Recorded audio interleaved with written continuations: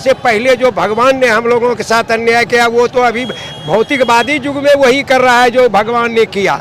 वह कहता है कि ब्राह्मण और राजपूत पूजेगा, भूमिहार पूजेगा तो हम ऊपर जाएंगे, हमको सेवा करो। हम नरेंद्र मोदी दलितों के हितैषी हैं? नहीं, बहुत बड़ा दुश्मन है। उतना बड़ा दुश्मन तो भगवान भी नहीं हुआ कि हम लोगों को दो भागों में बांटे। लालू प्रसाद यादव को ये चारा घोटाला ये सब कोई घोटाला नहीं, घोटाला तो अभी नहीं हो रहा है, पूरा देश तो घोटाले में चला गया। वो चाहते हैं कि बिहार का मजदूर बाहर में जाके खटे, गुजरात में खटे, दिल्ली खटे, हरियाणा में खटे।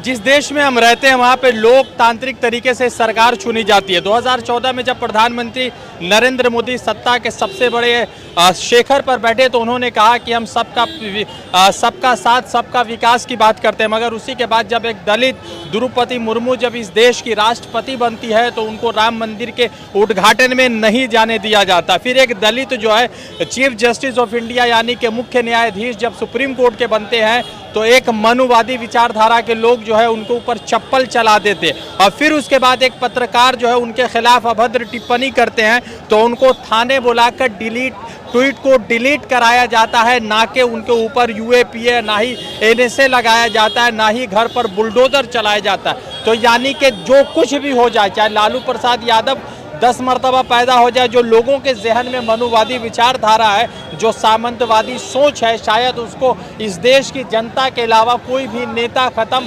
नहीं कर सकते। हम लालू आवास के बाहर खड़े हैं, बहुत सारे ऐसे समाज के लोगों के बीच है जो पिछड़ा अति पिछड़ा दलित समाज से आते हैं। क्या नाम हुआ चाचा आपका? मेरा नाम हुआ विजय कापरी।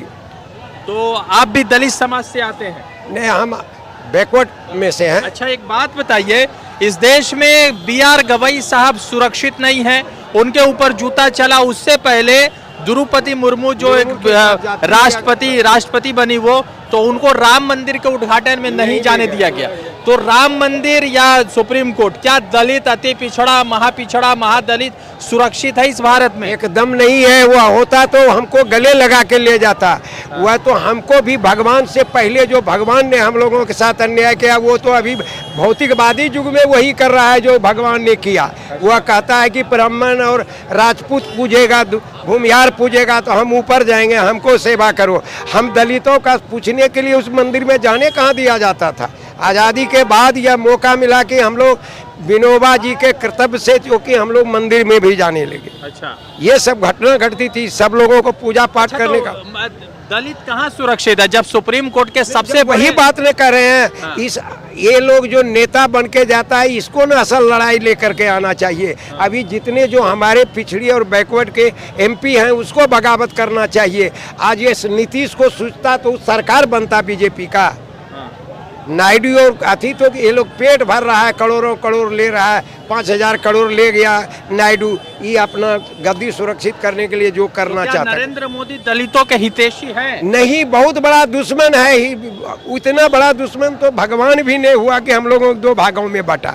ये तो सरजमीन पर जब हम जिंदा है तब हम लोगों को बैकवर्ड और फॉरवर्ड का करके बुड़बक बना करके वोट ले लिया। अच्छा, तो लालू यादव ने आपके जीवन में क्या बदलाव लाया है? मेरे जीवन में एक ही बदलाव उन्होंने लाया, जब उसको हम लोगों ने बनाया 74 के आंदोलन से, जब वह प्रस्फुटित हुआ, उसको नेता हम बनाए, तो ये आकर के हम लोगों के मुंह में जिस दलित को, जिस हरिजन को, जिस बैकवर्ड को, जो पिछड़ी था, जिसके में वो बोली नहीं था, जो रोड पर नहीं खड़ा होता था, मुसहर को, आदिवासी को, सब को, बिंद को जिसको भुइयाँ कहा जाता था, सब के जा कर के जवान दिया और सबके घर पर जाकर के आदर के साथ उसका देह साबुन लगवा करके IAS से IPS से उसको कहता था कि देखो ये भी हमारा अपना है।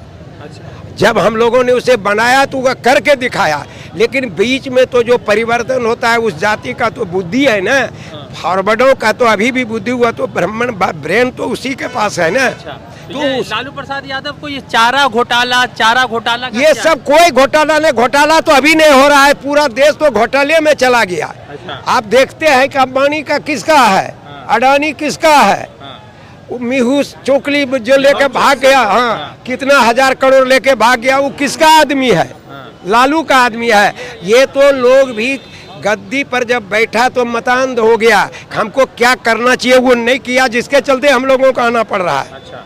और काय के लिए आते? तो इस बार सत्ता परिवर्तन है। एकदम परिवर्तन है, परिवर्तन है, परिवर्तन है, परिवर्तन हो गया। अच्छा, रोड पर लोग ऐसे आया है, इसके पहले भी आपने चुनाव देखा होगा या जो आपके सीनियर होंगे देखे होंगे कि ये माहौल था क्या, यहीं से टिकट फाइनल हो जाता था, चला गया।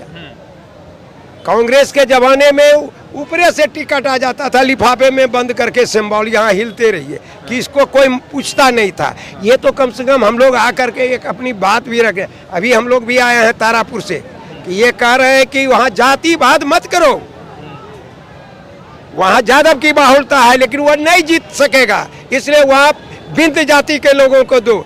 जिसके जबान नहीं है उसको जबान दो, जिसको ताकत नहीं है उसको बनाओ, तब तुम गद्दी पर बनोगे, ऐसे थोड़े बनोगे। अच्छा, तो बिंद समाज के नेता को तो लेबे कर दिए हैं अपने साथ तेजस्वी यादव जो। अरे भाई वो तो बनिया है, वो तो बिजनेस कर रहा है। अच्छा, मूल जो बिंद है, साहनी जी। हाँ तो साहनी जी रहे या कोई जी रहे, अच्छा, वो क्या कर रहा है? हमको 20 सीट दे दीजिए, हमको 21 सीट मिले, तुम विधानसभा में अपनी बात रखने का बात नहीं करो, हमको 40 सीट दे दीजिए। बीजेपी से वो साठगांठ कर रहा है कि कोई दे दे, तो बिंद का हितैषी है, वो तो विदेशी, वो तो दुश्मन है। अच्छा, आपकी उम्र कितनी है? हमारी उम्र 87 बरस हो रहा है। राहुल गांधी को देखते हैं? खूब देख रहे हैं। कैसे नेता? अरे राजीव गांधी को, इंदिरा गांधी को 74 के आंदोलन में इमरजेंसी में हम लोग जेल खोए हैं, क्या कहिएगा? वो अच्छा था या ये अच्छा है? कौन? वो इमरजेंसी का जमाना अच्छा था, इंदिरा जी का या नरेंद्र मोदी का अभी का जमाना? नहीं नहीं, वो जमाना था कि हम लोग चौराहे पर भी आकर के गरज लेते थे, इसके जमाने में तो तुरंत भीतर चले जाइए। क्या बात कर रहे हैं? अच्छा, राहुल गांधी को देखते हैं तब क्या मन में आता है? नहीं, राहुल गांधी को जब देखते हैं तो लगता है कि इंदिरा गांधी का कुछ उसमें गुण आ गया है। अच्छा, बढ़िया बढ़िया। तो इस बार पटकेंगे वो बिहार में नरेंद्र मोदी को? अब नरेंद्र मोदी को क्या पटकेगा? वो 40 सीट पर लड़ेगा, असल 100 सीट पर जो लड़ेगा उससे पूछेगा, बदला इसको पटक रहे हैं। वो नीतीश वो तो पटका गया, लेकिन ये लोग पटकने के लिए, चढ़ के बोलने के लिए देखा, तब तो यही नीतीश जाके मिल करके बना दिया। अभी ये लोग आ जाए तो राहुल गांधी प्रधानमंत्री हो जाएगा। नीतीश को चाहिए कि हमको प्रधानमंत्री बना दीजिए। प्रधानमंत्री कैसे होंगे?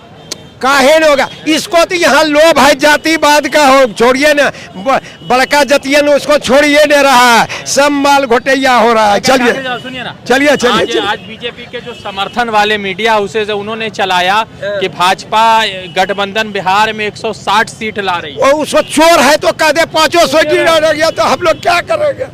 अब ईवीएम में चोरी हो रहा है तो हम क्या कर सकते हैं? अरे बैलेट पेपर पर जाओ ना, तब मजा आएगा, तब मजा आएगा। लोकसभा चुनाव में बीजेपी बोला था 400 पार, उनको पता लग गया कि 400 पार नहीं, आज 2 बैसाखी के ऊपर जो है ये सरकार केंद्र का चल रहा है। जो हमारे बिहार के मुख्यमंत्री और नायडू जी जिस दिन हट जाएंगे उस दिन वो नरेंद्र मोदी सरकार गिर जाएगी, प्रधानमंत्री सब गिर जाएंगे। यहाँ भी कोई उपाय नहीं है, यहाँ युवा मुख्यमंत्री, तेजस्वी मुख्यमंत्री बनेंगे और हम लोग 160 सीट लाने जा रहे हैं। महागठबंधन 160 सीट ला के दिखाएगा और युवा मुख्यमंत्री बनेगा। अच्छा, इस बार युवा मुख्यमंत्री तेजस्वी यादव मुख्यमंत्री होंगे। मगर एक बात है कि अगले बार जब चिराग पासवान अकेले लड़े थे तब बहुत ज्यादा फायदा तेजस्वी को हुआ था, वो तो इस बार गठबंधन में शामिल। कुछ नहीं कहने का इस बार युवा, आप देख लीजिएगा, वो तो कहने का चीज है, वो तो बहाना है। रोजगार चाहता है, पलायन रुके, यहाँ उद्योग चाहिए, यहाँ काम चाहिए। हमको बाहर जाने की जरूरत नहीं, हमको यहाँ विशेष राज्य का दर्जा क्यों नहीं दिया अभी तक नरेंद्र मोदी जी? वो चाहते हैं कि बिहार का मजदूर बाहर में जाके खटे, गुजरात में खटे, दिल्ली खटे, हरियाणा में खटे। जमाने का के लिए माइक पकड़ता, वो तो कारखाना में जाता, उद्योग करता, करोड़पति होता। वो अभी प्रशांत किशोर कैसा आप लोग बन जाते, धंधा कर कहाँ रहा है? अच्छा, एक आखिरी बात, 243 में क्या लग रहा है महागठबंधन कितना? हम इतने जानते हैं हमारी सरकार बनेगी, हम ये नहीं कहेंगे काउंट कितना होगा। चलिए, तो बहुत सारे लोगों से जुड़ रहे थे, लालू आवास के बाहर से जुड़ते दूसरे अपडेट के साथ। धन्यवाद।